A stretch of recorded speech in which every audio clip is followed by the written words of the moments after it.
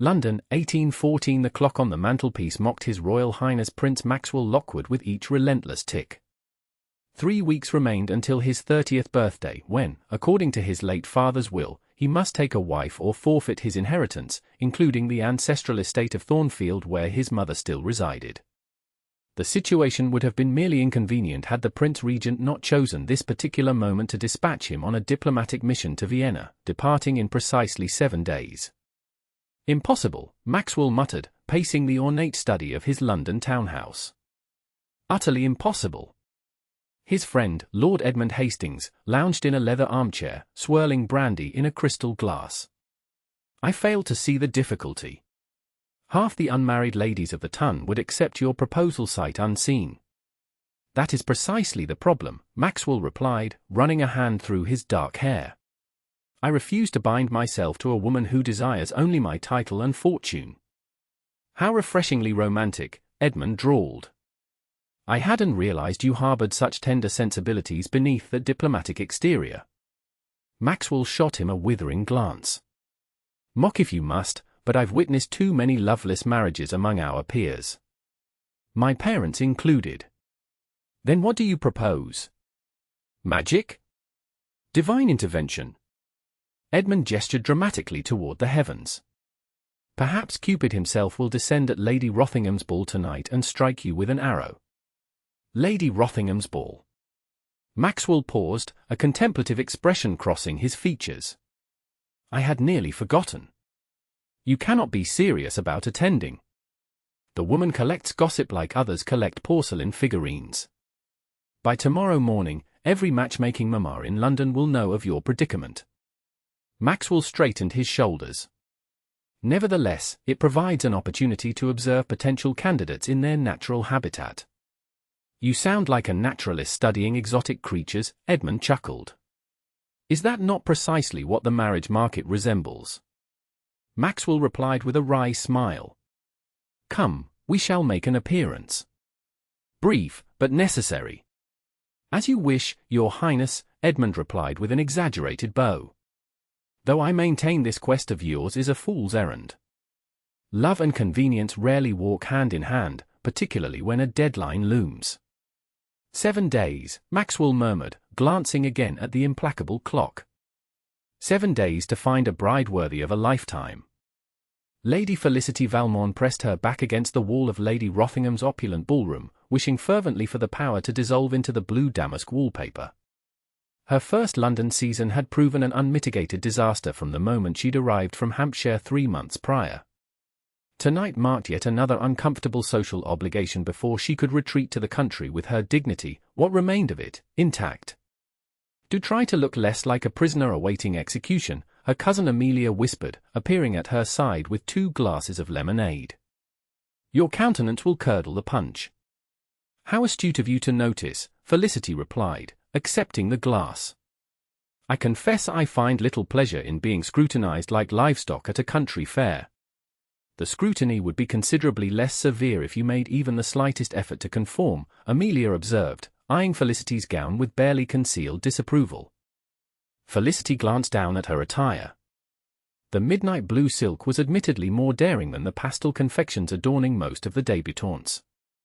The neckline, while still respectable, suggested a confidence she scarcely felt, and the lack of excessive ornamentation stood in stark contrast to the prevailing fashion.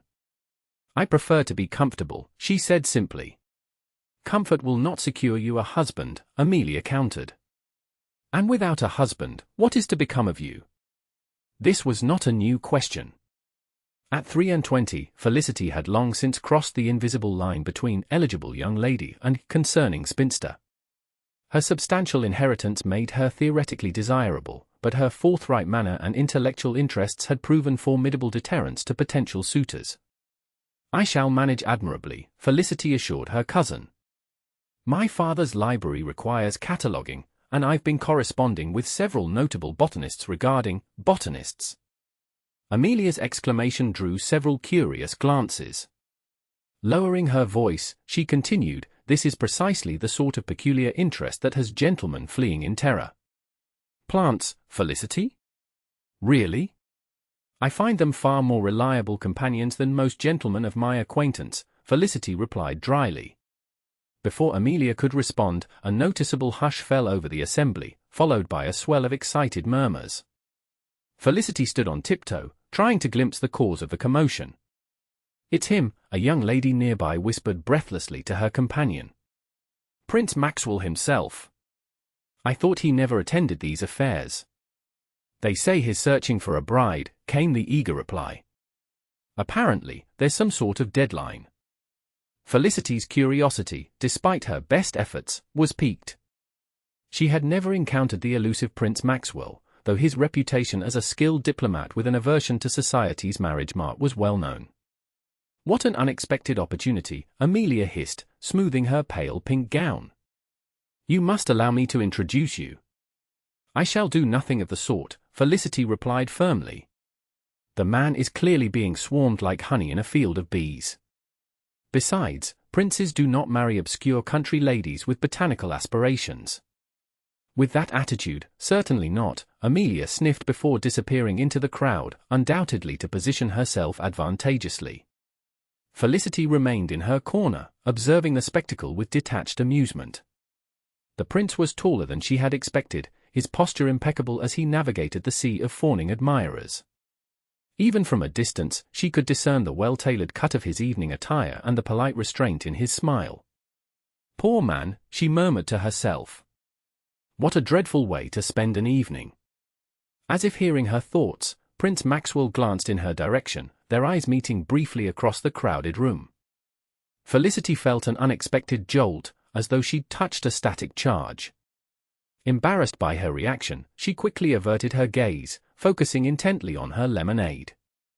When she dared look up again, the prince had been enveloped by the crowd, swept away on a tide of social ambition. Felicity exhaled slowly, relieved and oddly disappointed in equal measure. "Lady Rothingham's terrace gardens are particularly fine this evening," a voice beside her remarked. Felicity turned to find an elderly gentleman regarding her kindly. "Lord Pembroke," she acknowledged with a genuine smile. The old earl had been a friend of her father's and one of the few members of society who seemed to appreciate her unconventional interests. "The air in here grows stifling, does it not?" he continued. "Perhaps a brief respite would prove beneficial." Understanding his suggestion, Felicity nodded gratefully. "What an excellent recommendation. I believe I shall investigate these gardens immediately." Lord Pembroke offered a conspiratorial wink before melting back into the crowd. Felicity wasted no time making her escape, slipping through the French doors that led to the terrace with practiced discretion. The night air embraced her like an old friend, cool and fragrant with early summer blooms. Felicity breathed deeply, feeling the tension in her shoulders begin to dissolve. Lady Rothingham's gardens were indeed magnificent, with gravel paths winding between formal hedges and moonlit flower beds. Lanterns hung at intervals, providing just enough illumination to navigate without dispelling the silvery enchantment of the evening. Felicity wandered deeper into the garden, savoring her momentary freedom. The muffled sounds of the orchestra and conversation faded behind her as she followed a path that led to a small ornamental pond. She was admiring the reflection of stars on the water's surface when a voice startled her. "I see I am not the only refugee seeking sanctuary." Felicity turned sharply to find Prince Maxwell himself standing a few paces away, his expression unreadable in the moonlight. "Your Highness," she curtsied hastily, mortified to be caught alone in the gardens. "Forgive me, I did not realize, please," he interrupted, his voice surprisingly warm. "Let us dispense with formalities. Out here, at least, I would prefer to be simply Maxwell." Felicity blinked, uncertain how to respond to such an irregular request. "I fear that would be most improper, sir." A smile tugged at the corner of his mouth. "More improper than a lady wandering unaccompanied through darkened gardens." "Touché," Felicity conceded, feeling heat rise to her cheeks. "Though in my defense, I believed myself alone." "As did I," he replied, moving closer. "May I know the name of my fellow escapee?" "Lady Felicity Valmont," she answered, studying him with cautious curiosity. Recognition flickered in his eyes. "Ah, the botanist." Felicity stiffened. "You've been listening to gossip, sir." Intelligence gathering, he corrected smoothly. A professional habit. I understand you've published several papers on rare English wildflowers. Anonymously, of course, under the name F.V. Naturalist. Astonishment rendered Felicity momentarily speechless. Her scientific writings were known only to a small circle of correspondents, all of whom believed F.V. Naturalist to be a gentleman. How could you possibly know that? She finally managed. Maxwell's smile broadened. I make it my business to know interesting things about interesting people. And you find botany interesting? Felicity asked skeptically. I find passion interesting, he replied. In whatever form it takes. The conversation had taken a decidedly unexpected turn.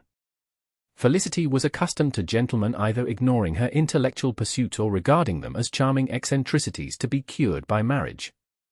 Prince Maxwell's apparent sincerity was disarming. You surprise me, Your Highness, she admitted. Maxwell, he reminded her gently. Maxwell, Felicity echoed, the informality strange on her tongue. A comfortable silence settled between them as they both gazed at the pond. After a moment, Maxwell spoke again. I observed you earlier, Lady Felicity. You seemed as enthusiastic about the ball as I felt. Was my discomfort so obvious? She asked ruefully. Only to a fellow sufferer, he assured her. May I inquire why you attend such functions if they bring you little pleasure? Felicity considered her answer carefully. Obligation, primarily.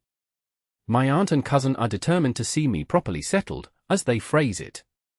They believe my advancing age and peculiar interests place me in imminent danger of permanent spinsterhood. The horror, Maxwell remarked dryly. Indeed, Felicity laughed. Though I confess, the prospect grows more appealing with each passing season. Maxwell studied her with newfound interest. You do not wish to marry? I have no objection to marriage itself, Felicity clarified, surprising herself with her candor. Merely to the manner in which it is typically arranged in our circles. I cannot imagine anything more desolate than binding oneself to a partner who views one's mind as an inconvenience to be tolerated rather than a gift to be cherished. Her words hung in the night air, suddenly seeming too intimate, too revealing. Felicity glanced at Maxwell, expecting to find polite bewilderment. Instead, she encountered something that looked remarkably like understanding. Before he could respond, however, the sound of approaching voices shattered their sanctuary. Felicity stepped back instinctively, aware of how compromising their situation would appear to observers. You should return to the ballroom, she said quietly. Your absence will be noted. Maxwell frowned. And you? I shall wait a prudent interval before following. We need not fuel the gossips unnecessarily. He seemed about to protest when the voices grew closer. With obvious reluctance, Maxwell nodded. Until we meet again, Lady Felicity, he said, his eyes holding hers for a moment longer than propriety allowed. Good evening, Your Highness, she replied formally, dropping into a curtsy. As Maxwell disappeared down the path toward the house, Felicity released a breath she hadn't realized she was holding. The encounter felt dreamlike, a strange, magical interlude that surely could not extend beyond the boundaries of Lady Rothingham's enchanted garden. Yet as she finally made her way back to the ballroom some minutes later, Felicity could not shake the sensation that something significant had shifted in the careful architecture of her life. The following morning found Maxwell pacing the length of his study, his mind replaying his encounter with Lady Felicity Valmont. The mysterious lady in blue had occupied his thoughts throughout a restless night, her refreshing candor and quick intelligence presenting a stark contrast to the rehearsed responses he typically endured. You appear remarkably alert for a man who attended a society ball, Edmund observed, slouched in his usual chair. I expected to find you still abed, nursing both a headache and regrets. I am experiencing neither, Maxwell replied, pausing by the window to gaze out at the London street below. Curious, Edmund straightened, suddenly attentive. What transpired after I lost sight of you? You disappeared for nearly half an hour. Maxwell hesitated. His conversation with Lady Felicity felt private, almost sacred in its authenticity. To share it with Edmund, even as his closest friend, seemed somehow a betrayal. "I merely sought fresh air," he replied vaguely. "Alone?" Edmund pressed, his expression skeptical. "Not entirely," Maxwell conceded. A slow grin spread across Edmund's face. "Well, well. Might I inquire as to the identity of your companion?" "You may inquire," Maxwell responded dryly. "I may decline to answer." "Intriguing," Edmund leaned forward. "Was she pretty?" Maxwell considered the question. Felicity Valmont was not conventionally beautiful by society's rigid standards. Her features were too strong, her manner too direct, her intellect too evident for the insipid ideal of feminine appeal. And yet, there had been something luminous about her in the moonlight, something genuine and compelling that outshone the artificial polish of the season's celebrated beauties. "She was remarkable," he finally said. Edmund's eyebrows shot up. "Good heavens! You actually found someone worthy of your interest. This I must see for myself. Who is this paragon?" Before Maxwell could formulate an appropriately discouraging response, his butler entered bearing a silver salver. "A letter has arrived for your highness," the servant announced. "The messenger awaits a reply." Maxwell accepted the folded paper, noting with surprise that it bore no seal or identifying mark. Breaking it open, he recognized the elegant, decisive handwriting immediately, though he had never seen it before. "Your Highness ***, forgive the impropriety of this communication. I have learned of your impending diplomatic journey and the constraints upon your time. If you would care to continue our discussion of English wildflowers, I shall be walking in Green Park at 11 o'clock tomorrow morning, near the South Pond. My companion has a fondness for feeding the ducks, which generally occupies her for at least half an hour. ***, your obedient servant ***. F.V. Maxwell found himself smiling as he refolded the note. "Thornton, please inform the messenger that I shall indeed attend to the matter personally," he instructed the butler. After the servant had withdrawn, Edmund eyed him suspiciously. "What matter will you attend to personally?" "A botanical consultation," Maxwell replied, tucking the note into his waistcoat pocket. "Botanical," Edmund broke off, comprehension dawning. "Ah. The mysterious lady has a name after all. And apparently an interest in plants? How utterly unconventional." "Precisely," Maxwell agreed, unable to suppress his enthusiasm. "Is that not refreshing?" Edmund studied his friend with growing concern. "Maxwell, while I applaud your discovery of a woman who apparently possesses both intellect and courage, I must remind you of your timeline. You have 6 days remaining before Vienna, and a bride must be secured before you depart. Is this mysterious botanist aware of your circumstances?" The question sobered Maxwell instantly. "No. And I have no intention of informing her." "Why ever not?" "If she has captured your interest so thoroughly, that is precisely why," Maxwell interrupted. "I will not have her believe I seek her hand merely to satisfy a condition of inheritance. If Lady Felicity Valmont is to become my wife, it will be because she chooses me freely, not because circumstances force my hand." Edmund shook his head in disbelief. "You romantic fool. The clock is ticking, quite literally. How do you propose to court and win this lady in less than a week without revealing your predicament?" Maxwell's expression hardened with determination. "I shall simply have to be extraordinarily persuasive." "Or extraordinarily lucky," Edmund muttered. "I hope this botanical enthusiast is worth risking your inheritance." Maxwell thought of Felicity's forthright gaze, her unaffected manner, and the mind that clearly searched for substance beneath society's glossy veneer. "She is," he said simply. The following morning dawned bright and clear, a rarity in London's typically capricious climate. Felicity adjusted her bonnet nervously as she and her companion, Mrs. Winters, made their way along the gravel path that circled Green Park's ornamental pond. "Such a lovely day for our constitutional," Mrs. Winters remarked cheerfully, clutching a small paper bag of breadcrumbs. "And look how the ducks anticipate our arrival."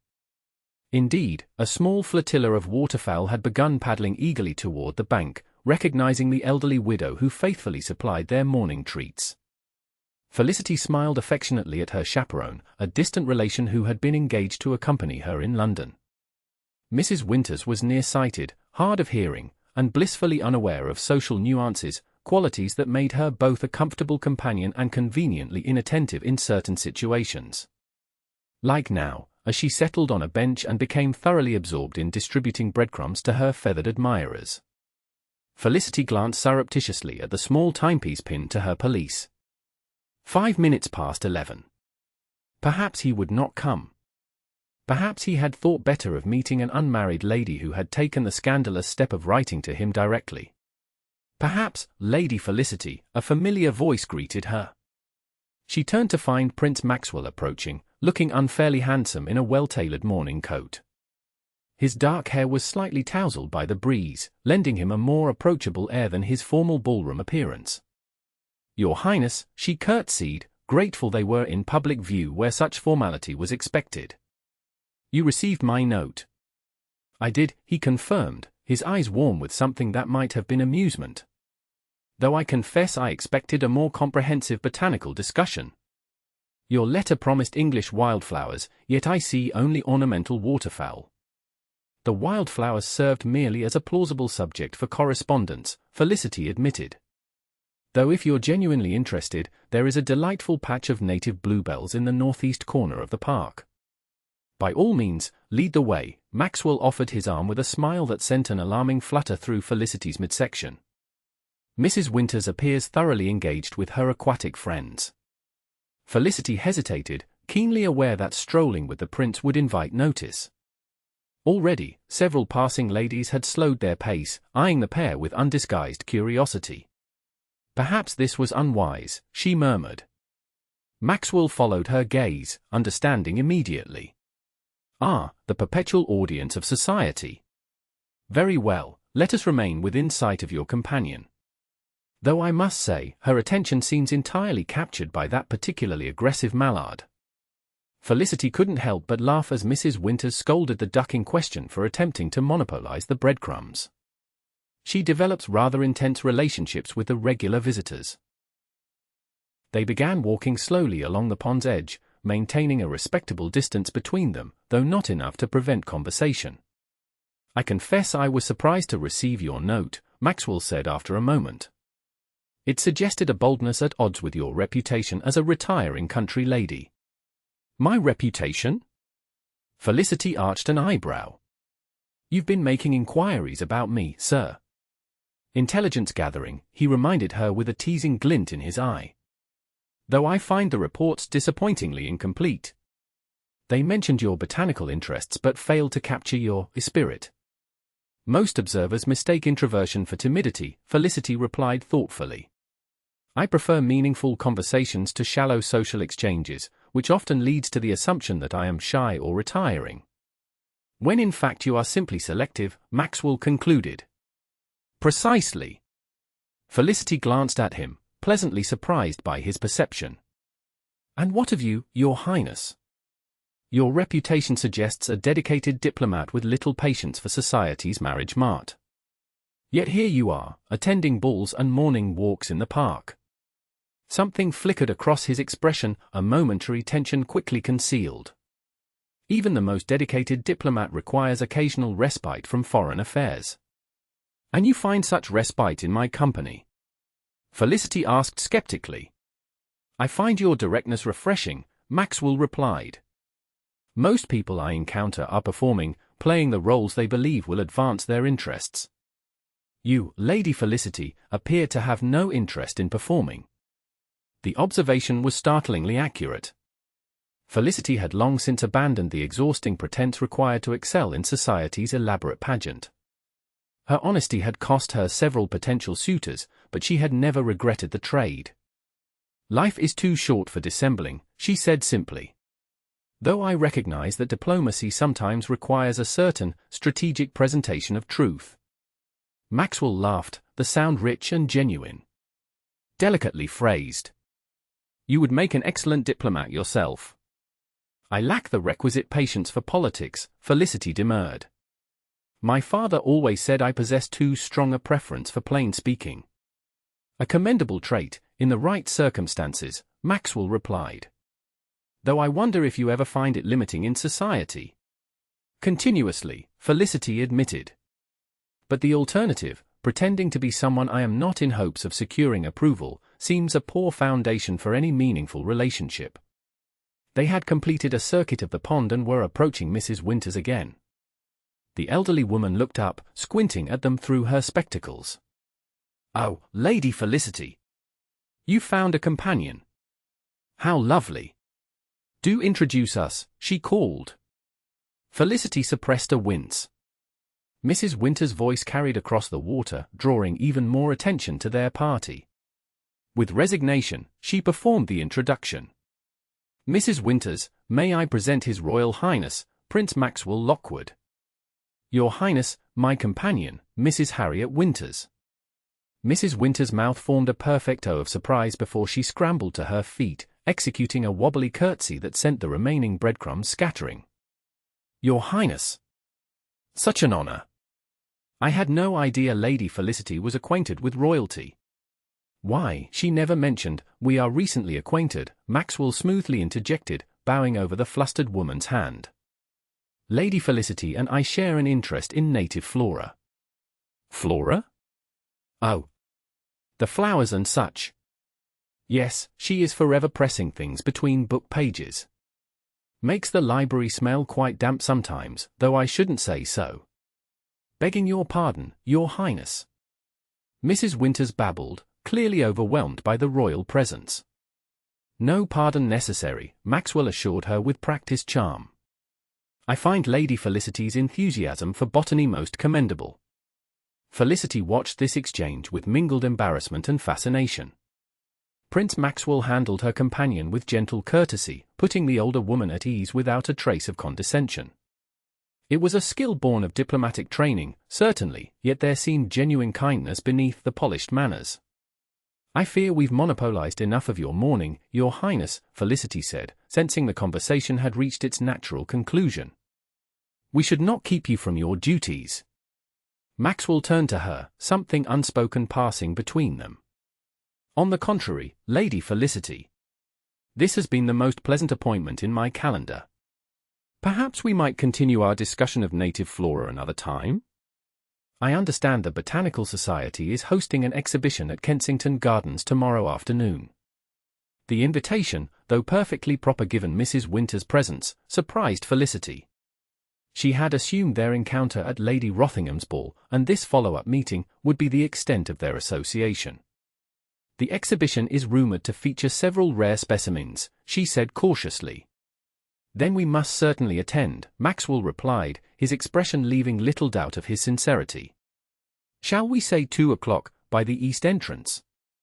Mrs. Winters clapped her hands delightedly. "How thoughtful of His Highness to indulge your botanical interests. We shall be there without fail." Felicity found herself unable to refuse in the face of such enthusiasm from both her companion and the prince himself. "That would be most agreeable. Thank you for the invitation." Maxwell's smile brightened his entire countenance. "Until tomorrow, then. Ladies, good day." As they watched him stride away, Mrs. Winters clutched Felicity's arm in excitement. "A prince? Interested in plants? Your aunt will never believe it." "Please, Mrs. Winters," Felicity implored quietly. "Let us not make more of this than it is. His Highness is merely being kind to a fellow enthusiast." "Nonsense," the older woman declared with surprising firmness. "I may be old and nearsighted, my dear, but I recognize courtship when I see it. That young man has designs on more than your knowledge of wildflowers." Felicity felt heat rise to her cheeks. "That's preposterous. Princes do not court obscure country ladies, regardless of their botanical credentials." "This one might," Mrs. Winters replied sagely. "And a good thing too.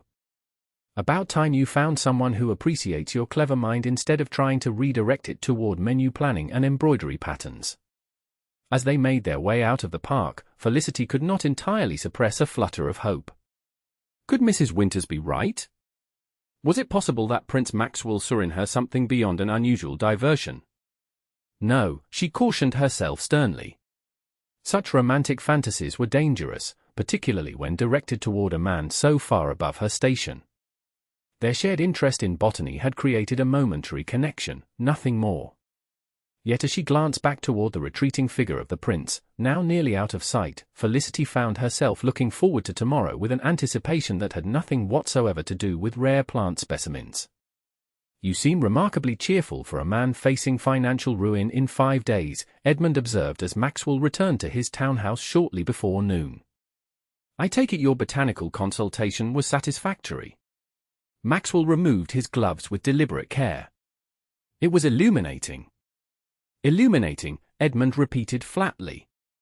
"Maxwell, while I hate to dampen your evident good spirits, might I remind you that illumination, however pleasant, does not constitute a betrothal.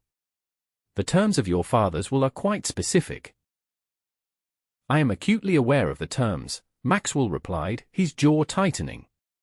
"As well as the timeline. Then perhaps you might consider expediting matters? Lady Felicity seems to have captured your interest, but courtship traditionally requires months, not days. Have you considered simply explaining your predicament?" Maxwell paced to the window, conflict evident in his posture. "And what would you have me say?" "Lady Felicity, I find your company most agreeable. Incidentally, I require a wife by week's end to secure my inheritance. Might you be available?" When phrased thus, it does sound rather mercenary, Edmund conceded. However, honesty might serve you better than this hasty charade of courtship. "It is not a charade," Maxwell replied sharply. "My interest in Lady Felicity is genuine." "Then all the more reason for candor," Edmund insisted. "If you truly wish to build something meaningful with this woman, beginning with deception seems ill-advised." Maxwell fell silent, troubled by his friend's logic. The dilemma had plagued him since his first encounter with Felicity in Lady Rothingham's garden. His growing attraction to the forthright botanist was undeniable, yet the constraints imposed by his father's will created an impossible situation. To court her properly would require time he simply did not have. To rush her toward matrimony without explanation would be disrespectful of her intelligence and independence. "What would you do, Edmund?" he finally asked, his voice uncharacteristically uncertain. "If you found yourself drawn to someone under these circumstances?" Edmund considered the question seriously. "I suppose I would determine whether securing the inheritance or securing the lady's good opinion mattered more. If the former, I would propose immediately with some flattering but expedient reason for haste. If the latter, I would court her properly, inheritance be damned." "A stark choice," Maxwell murmured. "Life often presents such moments of clarity," Edmund replied. "Though I note you have a third option." "Which is?" "Find another lady, one perhaps less discerning or more amenable to unusual arrangements, and secure your inheritance while continuing to court Lady Felicity at a more reasonable pace." Maxwell's expression hardened. "That is no option at all. I will not use any woman as a mere legal convenience, nor will I play false with Felicity." A slow smile spread across Edmund's face. "Well, well. Felicity, is it? Not the Lady Felicity? You have progressed further than I realized." Maxwell realized his slip too late. "We have reached a certain level of familiarity," he admitted reluctantly. "Indeed?" Edmund's eyes gleamed with sudden mischief. "Perhaps I should call upon this remarkable botanist myself. Any woman capable of penetrating your diplomatic reserve in a single evening must possess truly extraordinary qualities." "You will do nothing of the sort," Maxwell retorted with more heat than he intended. Edmund's laughter filled the room. "Peace, my friend. I have no designs on your lady. I merely wish to confirm the depth of your attachment, which, I must say, appears considerable." Maxwell sighed, dropping into a chair with uncharacteristic weariness. "What am I to do, Edmund? I cannot lose Thornfield, my mother still resides there, and the estate provides income for dozens of families. Yet I cannot bring myself to pressure Felicity into a hasty marriage she might later regret." "A genuine dilemma," Edmund acknowledged, his expression softening. "Though I wonder if you underestimate the lady. If she is as intelligent and forthright as you claim, might she not prefer having all the facts at her disposal? And risk her believing my interest stems solely from necessity rather than admiration? Maxwell shook his head. I cannot take that chance. Then it appears you have made your choice, Edmund observed quietly. Inheritance be damned. Maxwell stared into the unlit fireplace, his expression troubled. Not yet. I have 4 more days before I must depart for Vienna. Perhaps there is still a way.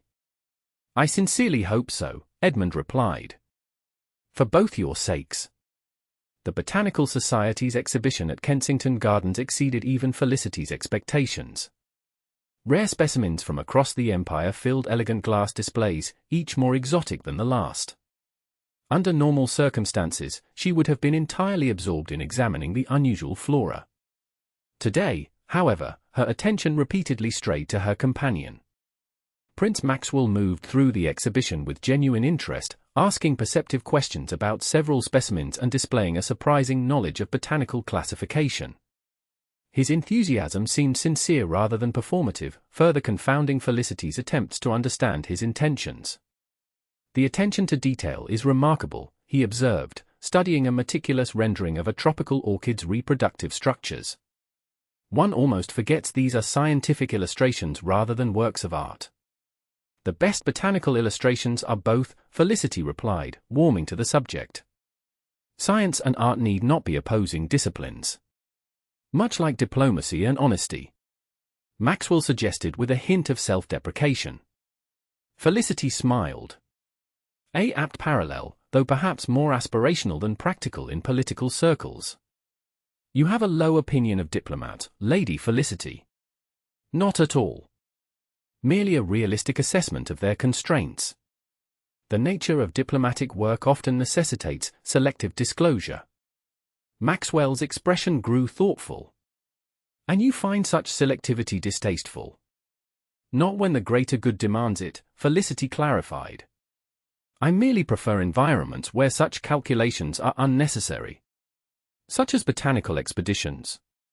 Precisely. Plants make no demands for political discretion. Maxwell laughed, the sound drawing curious glances from nearby patrons. An admirable quality, indeed. Though I imagine even botanical exploration has its challenges. Certainly, Felicity acknowledged. Weather, terrain, hostile wildlife, but these are straightforward obstacles rather than social labyrinths. They continued through the exhibition, Mrs. Winters following at a discreet distance, occasionally pausing to rest on conveniently placed benches. The elderly chaperone had maintained an expression of benevolent conspiracy throughout the afternoon, clearly delighted by what she perceived as a budding romance. Near the exhibition's conclusion stood a display of particular interest to Felicity, a collection of rare English wildflowers, meticulously preserved and labelled. She moved toward it eagerly, only to stop short when she recognized one of the specimens. This attribution is incorrect, she murmured, peering at the identification card. Maxwell joined her, examining the pressed flower behind glass. How so? This specimen is labelled as Campanula rotundifolia, commonly known as harebell or Scottish bluebell. However, it's clearly Hyacinthoides non-scripta, the English bluebell. The difference is subtle but significant. The stem structure and petal formation are distinctive. Maxwell studied the specimen with new interest. You're certain? Absolutely, Felicity replied, forgetting propriety in her enthusiasm. I've documented both species extensively. The English bluebell has a distinctive drooping stem and flowers primarily on one side. The Scottish variety stands more erect with flowers arranged in a more balanced pattern around the stem.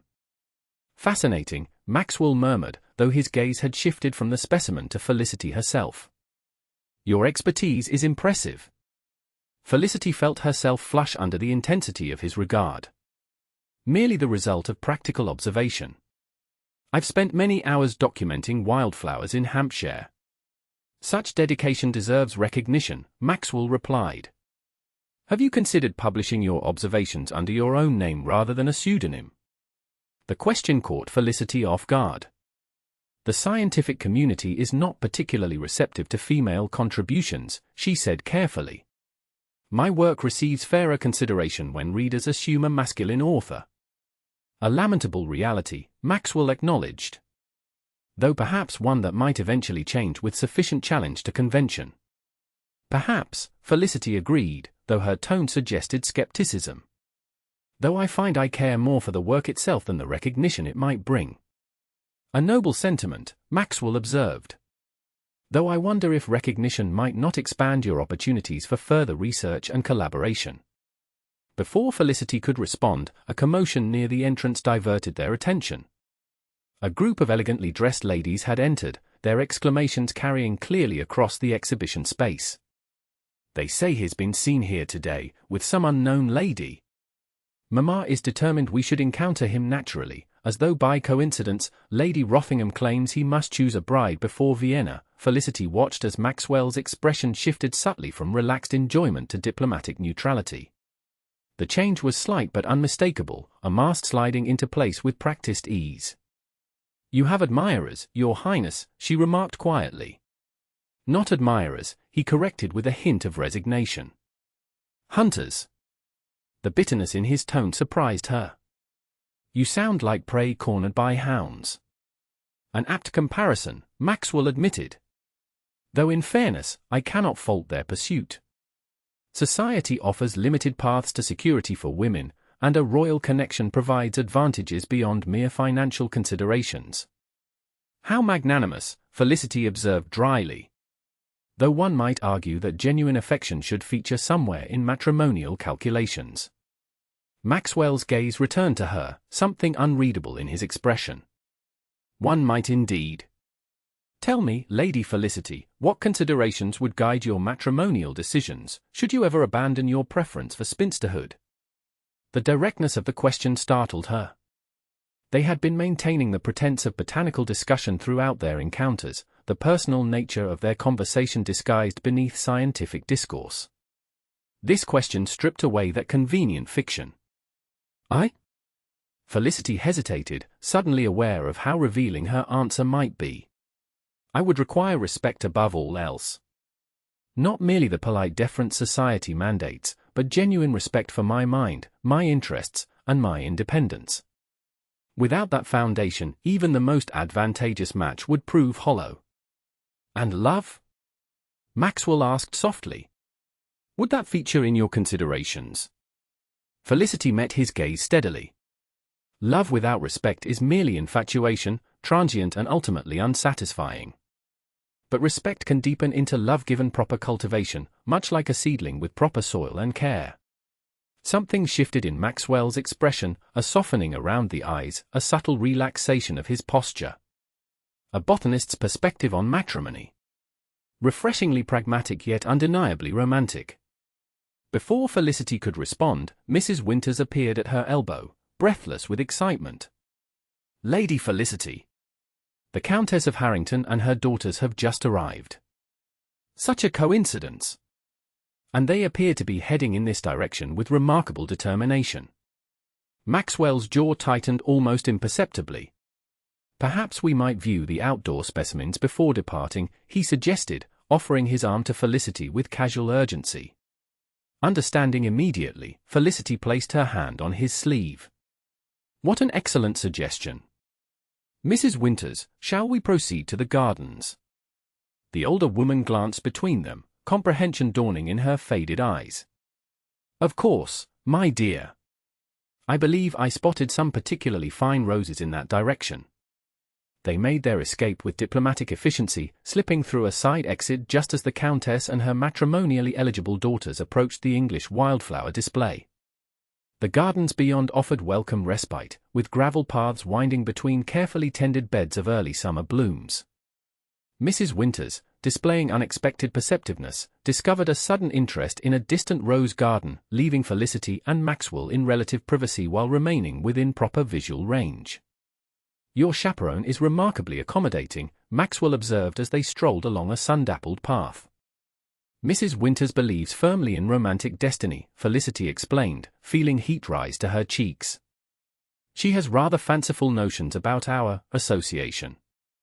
Does she indeed? Maxwell's tone remained light, though something warmer flickered in his eyes. And what notions might those be? Felicity hesitated, painfully aware of the dangerous territory they approached. She harbors the misconception that your interest extends beyond botanical discussion. I have attempted to correct this impression, of course.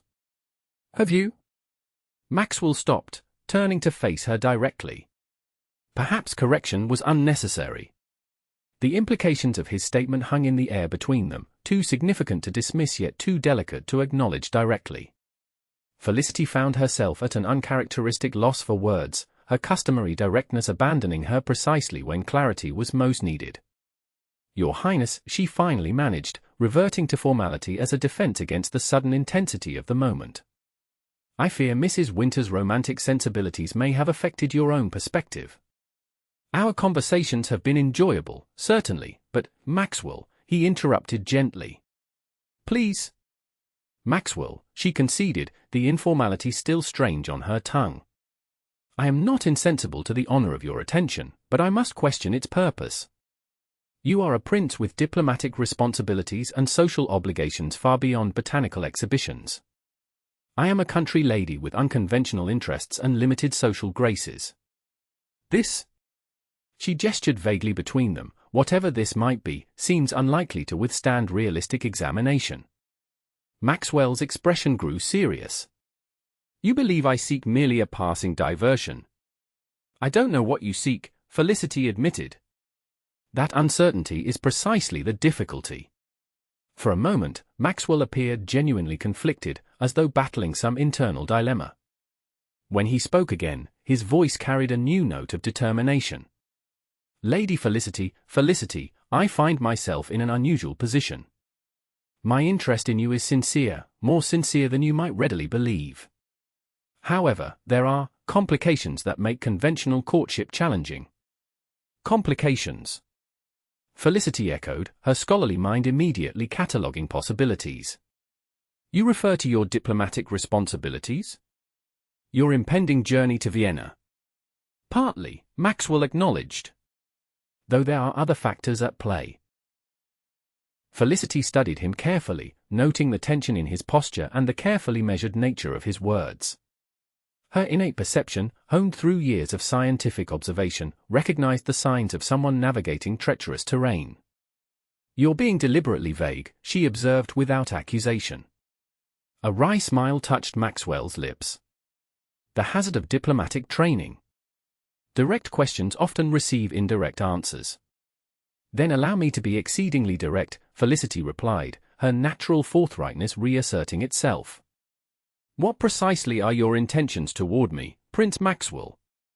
For if this is merely a pleasant interlude before your departure, I would prefer to understand that clearly rather than harbor misconceptions. The bluntness of her question seemed to catch him off guard.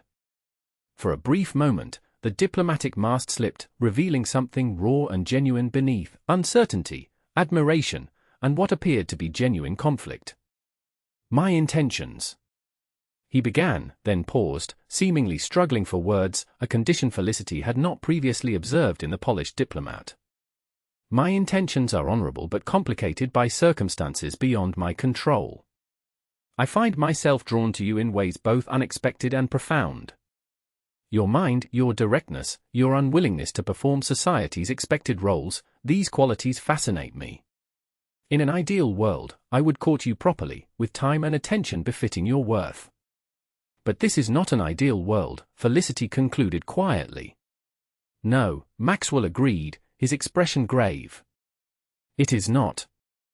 I depart for Vienna in 4 days, and certain matters must be resolved before I leave. Something in his phrasing caught Felicity's attention. What matters? Again, that moment of conflict crossed his features. Personal obligations that cannot be deferred. I wish I could be more specific, but diplomatic discretion prevents it, Felicity finished for him, unable to entirely mask her disappointment. I understand. Or rather, I accept that there are aspects of your life that remain necessarily private. Maxwell reached for her hand, a gesture both improper and somehow essential to the moment. Please believe that my reticence stems not from lack of trust but from concern for your perception. I value your good opinion too highly to risk it with hasty explanations that might be misconstrued. The sincerity in his voice was undeniable, yet Felicity found herself increasingly troubled by the conversation's undertones. There was something Maxwell was not telling her, something significant that colored their interactions in ways she could not fully comprehend without additional information. "I appreciate your candor, limited though it may be," she finally said, gently withdrawing her hand from his. "Perhaps when you return from Vienna, circumstances might allow for greater transparency."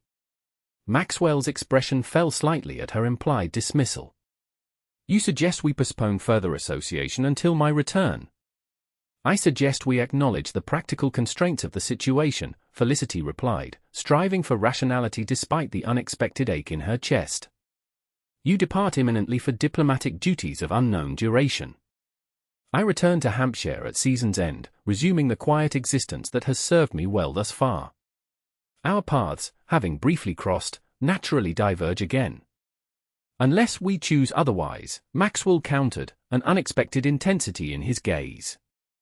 "Paths can be altered, Felicity. Destinations reconsidered." The implication hung between them, too significant to dismiss yet too ambiguous to embrace. Felicity found herself at a crossroads she had never anticipated, drawn toward a man whose world existed in a different orbit from her own, yet who seemed to see her with a clarity few others had managed. Before she could formulate a response, Mrs. Winters reappeared, her expression apologetic yet determined. "Lady Felicity, I fear we must depart. Your aunt's carriage will arrive shortly, and we mustn't keep her waiting." The interruption, though frustrating, provided welcome respite from the emotional complexity of the moment. Felicity nodded gratefully to her companion before turning back to Maxwell.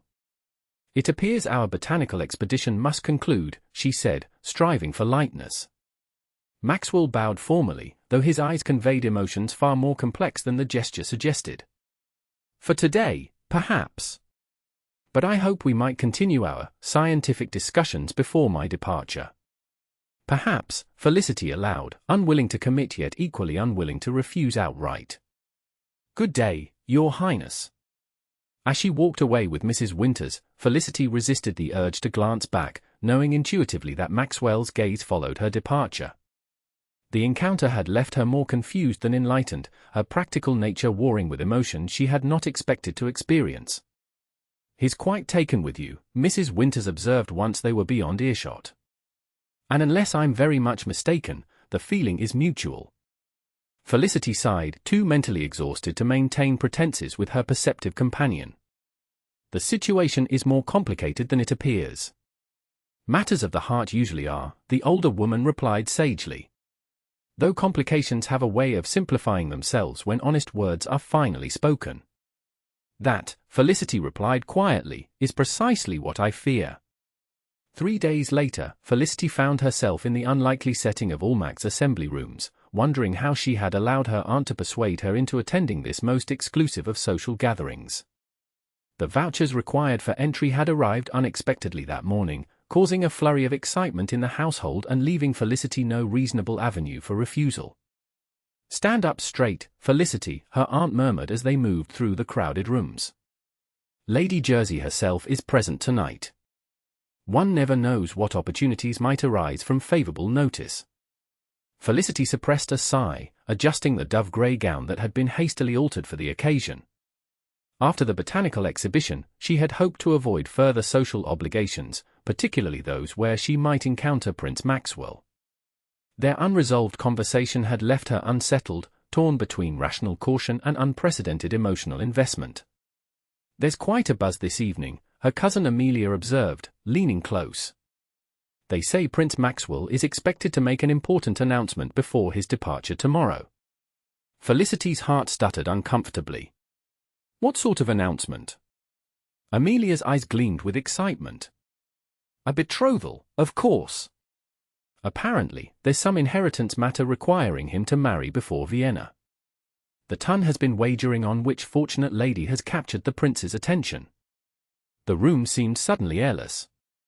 Felicity gripped her fan tightly, struggling to maintain her composure as Amelia's words reverberated through her consciousness.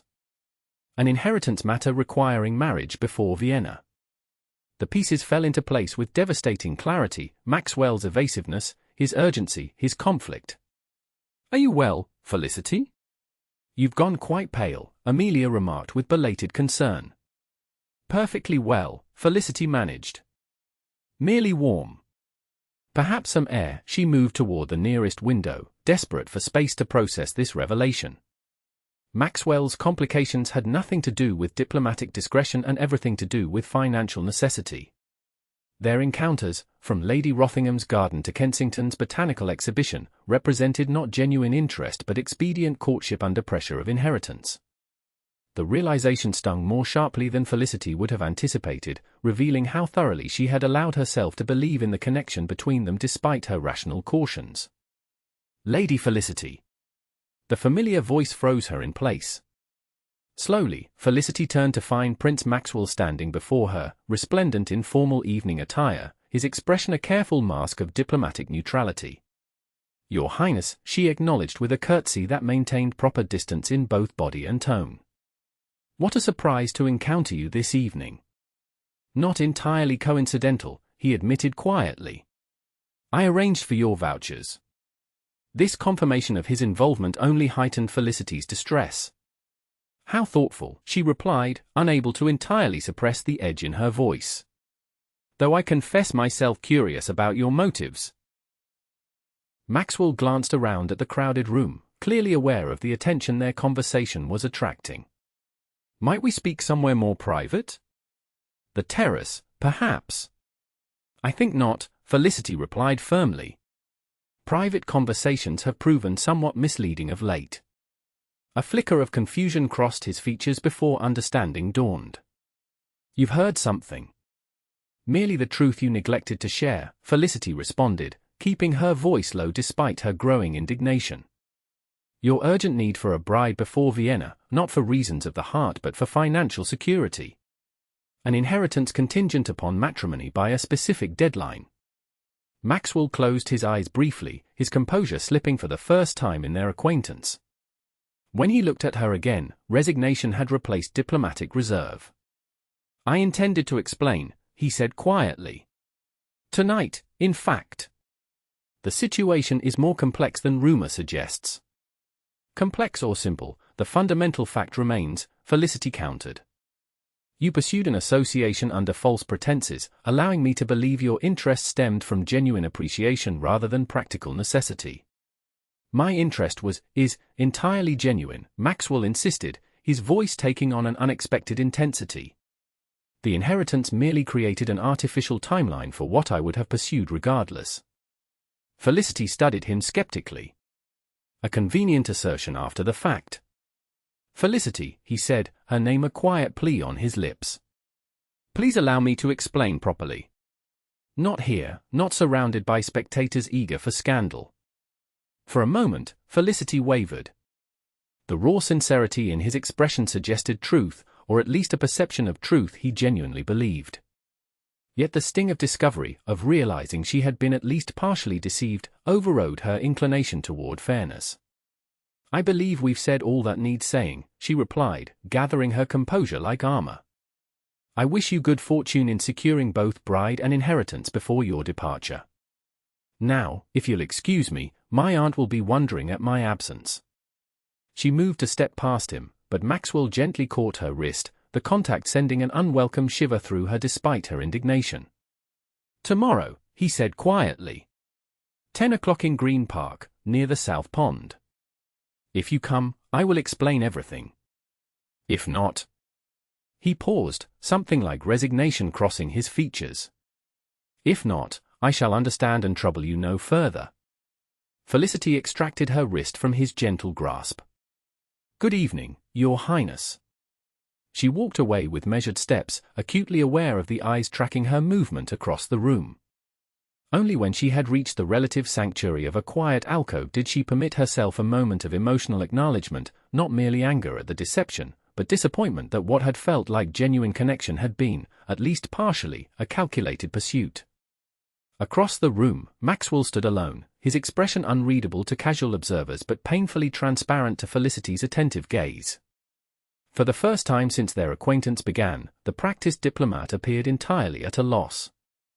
Dawn broke over London with sullen reluctance, grey light seeping through cloud cover to illuminate a city largely indifferent to individual dramas unfolding within its bounds. Maxwell stood at his study window, watching the gradual awakening of the street below, his thoughts fixed on the approaching hour and its potential consequences. "Your trunks are packed for Vienna," Edmund announced from the doorway. "Though I notice you've made no arrangements regarding Thornfield. Are we to assume you've abandoned hope of meeting your father's conditions?" Maxwell didn't turn from the window. "Not entirely." Intriguing, Edmund entered the room fully, studying his friend with barely concealed curiosity. "Your mysterious botanist has agreed to a hasty union after all." "She has agreed to nothing," Maxwell replied quietly. "In fact, she discovered the inheritance stipulation last night at Almack's and was understandably disturbed by my omission." Edmund winced sympathetically. "As I warned might occur. Women generally prefer transparency in matters matrimonial." "Your wisdom arrives with impeccable timing, as always," Maxwell remarked dryly. "What will you do now?" Edmund asked, his usual levity replaced by genuine concern. "Vienna cannot be postponed, and your father's deadline admits no extension." Maxwell finally turned from the window, his expression resolute despite evident fatigue. "I've requested Lady Felicity meet me this morning. If she comes, I shall explain everything and leave the decision entirely in her hands. If not," he shrugged with forced nonchalance, "then I shall depart for Vienna as planned, inheritance be damned." "And Thornfield?" Edmund pressed. "Your mother's home?" "The tenants who depend upon the estate." "Arrangements will be made," Maxwell replied shortly. "My diplomatic salary, while not princely, is adequate. Investments can be liquidated if necessary." Edmund studied him with newfound respect. "You would sacrifice your inheritance for a woman you've known scarcely a week." "Not for a woman," Maxwell corrected. "For principle. For the chance to build something genuine rather than expedient." He checked his pocket watch with careful detachment. "In any case, the point may be moot. There's no guarantee Lady Felicity will appear." "For what it's worth," Edmund said quietly, "I hope she does. Anyone who can inspire such conviction must be truly remarkable." "She is," Maxwell confirmed, a flicker of warmth briefly illuminating his otherwise troubled expression. "More remarkable than she herself recognizes." As the hour approached, Maxwell's outward calm belied the turmoil beneath. The diplomatic career that had trained him to mask emotion now served him well, though the stakes felt inexplicably higher than any international negotiation he had previously navigated. At precisely 9:30, he departed for Green Park, leaving Edmund to oversee the final preparations for Vienna. The morning remained overcast, the air heavy with the promise of rain, fitting weather, Maxwell thought grimly, for what might well be his final morning in London. The park was nearly deserted at this hour, with only a few early-rising nursemaids and dedicated constitutional takers populating the paths. Maxwell made his way to the South Pond, where ducks paddled expectantly, clearly accustomed to morning offerings from regular visitors. He stationed himself beside a weathered oak that offered partial shelter should the threatening rain materialize, his gaze fixed on the path from which Felicity would appear, if she chose to come at all. Minutes ticked past with excruciating slowness. 9:50. 9:55. As the hour approached, Maxwell found his customary composure increasingly difficult to maintain. The diplomatic mask that had served him through countless challenging negotiations began to slip, revealing the vulnerability beneath. 10 o'clock arrived with mathematical precision and emotional weight. Maxwell checked his watch against the distant church bells, confirming the hour with unnecessary thoroughness. Still, the path remained empty of the one figure he sought. 5 minutes passed. Then 10. Rain began to fall, gently at first, then with increasing conviction. Maxwell remained at his post, increasingly damp but unwilling to concede defeat until absolutely necessary. At 10:20, resignation began to settle like a physical weight. She wasn't coming. The discovery of his omission, regardless of intent, had proven too significant a breach of trust. Felicity, with her forthright nature and valuation of honesty, had made her decision clear through absence. Maxwell was preparing to depart, to accept this outcome with whatever grace he could muster, when movement on the path caught his attention. A slender figure approached through the rain, clutching an umbrella that did little to shield against the strengthening downpour. Felicity. She wore a simple walking dress of deep green, practical for the weather yet undeniably becoming. Her expression as she approached revealed a complex mixture of emotions, uncertainty, determination, and something more difficult to identify. "You came," Maxwell said simply when she reached him, unable to fully disguise his relief. "I considered not doing so," Felicity replied with characteristic directness. "My rational mind insisted it would be foolish to give credence to further explanations when trust has been compromised." "Yet here you are," he observed quietly. "Yet here I am," she acknowledged. Perhaps rationality is overrated in certain contexts. Despite the gravity of the moment, Maxwell couldn't suppress a small smile. A revolutionary statement from a woman of scientific disposition. "Science teaches us to question assumptions and consider all available data before drawing conclusions," Felicity countered. "I realized I lacked sufficient information to make a final determination regarding us." The inclusion of that final word, us, sent a flare of hope through Maxwell's chest. He gestured toward a nearby bench beneath a sheltering tree. "Might we sit? The explanation I owe you is not brief." Once settled, marginally protected from the strengthening rain, Maxwell began the account he should have offered days earlier. "My father, the late Prince Regent's cousin, was a man of strong opinions and stronger will. When he died 3 years ago, his will contained an unusual stipulation regarding my inheritance of Thornfield, our ancestral estate. I was to marry by my 30th birthday, which falls next week, or forfeit the property and associated assets." "Why such a specific condition?" Felicity asked, her natural curiosity temporarily overriding her wariness. "My father believed firmly in family continuity," Maxwell explained. "He worried that my diplomatic career would lead me to neglect what he considered my primary duty, securing the succession through advantageous marriage." "Advantageous meaning well-connected and wealthy," Felicity observed. "Precisely," Maxwell confirmed. Though he was wise enough not to specify particular qualities beyond suitable breeding, his words, "not mine." "And the deadline approaches just as you must depart for Vienna," Felicity concluded, the pieces aligning in her analytical mind. "Hence the accelerated search for a bride." Maxwell nodded. "The Prince Regent's request that I represent British interests at the negotiations came unexpectedly. Refusing was impossible without compromising my position." "So you found yourself with mere days to fulfill a 3-year-old obligation," Felicity summarized. "A difficult position, certainly. Yet that doesn't explain why you concealed these circumstances during our acquaintance." Here Maxwell hesitated, aware that his answer would likely determine the outcome of their association. "I concealed them because I feared how they would color your perception of my interest.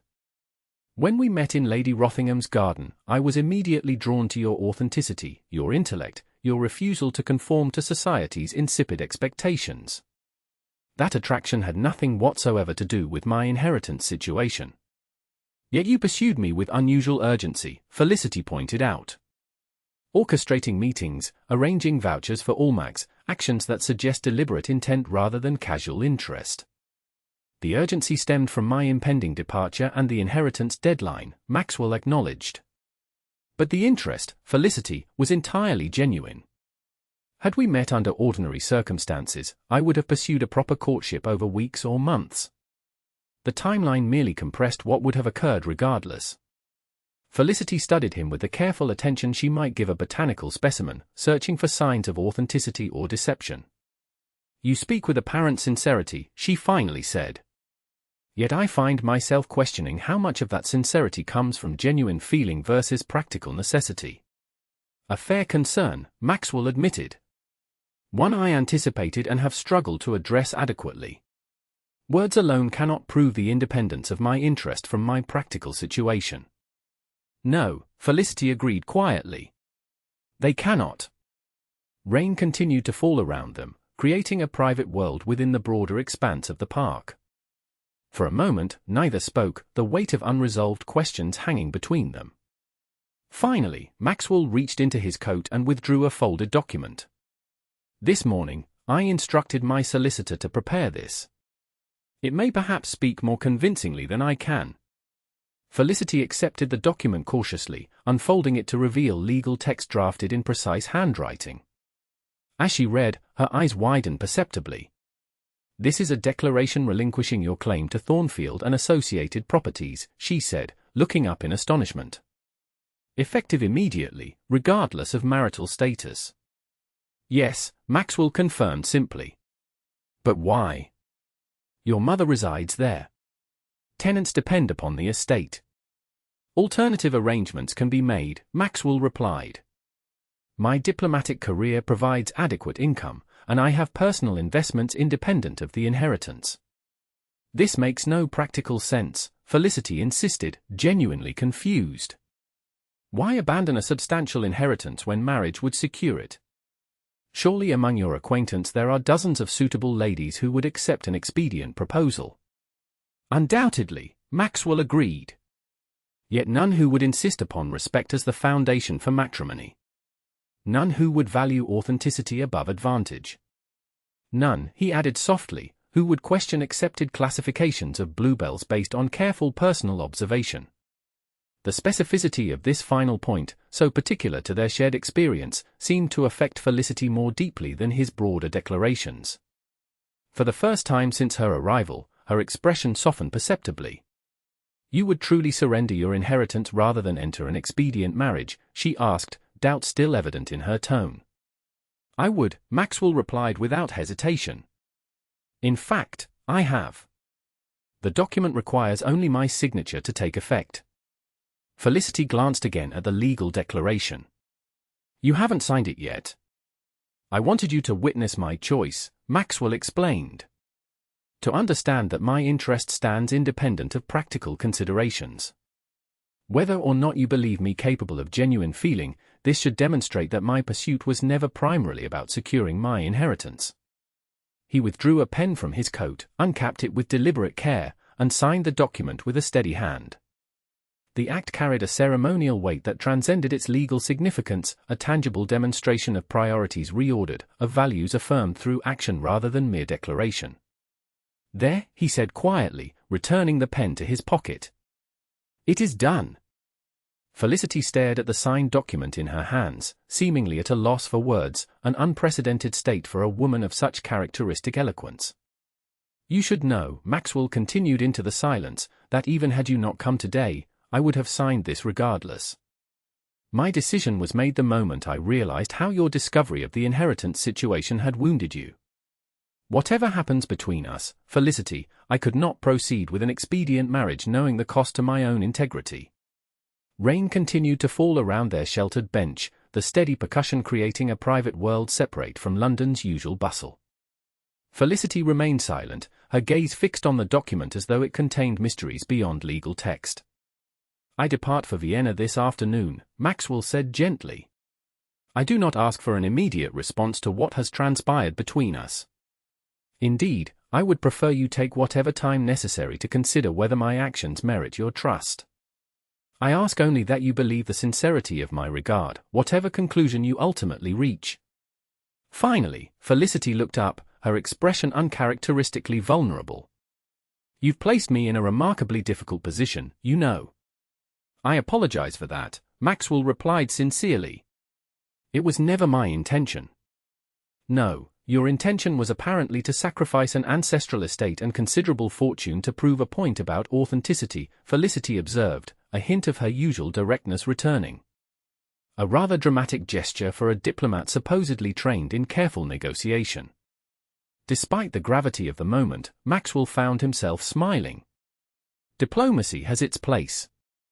This, I decided, was not it. Evidently not. A reluctant smile tugged at Felicity's lips, suggesting the first thaw in her justified wariness.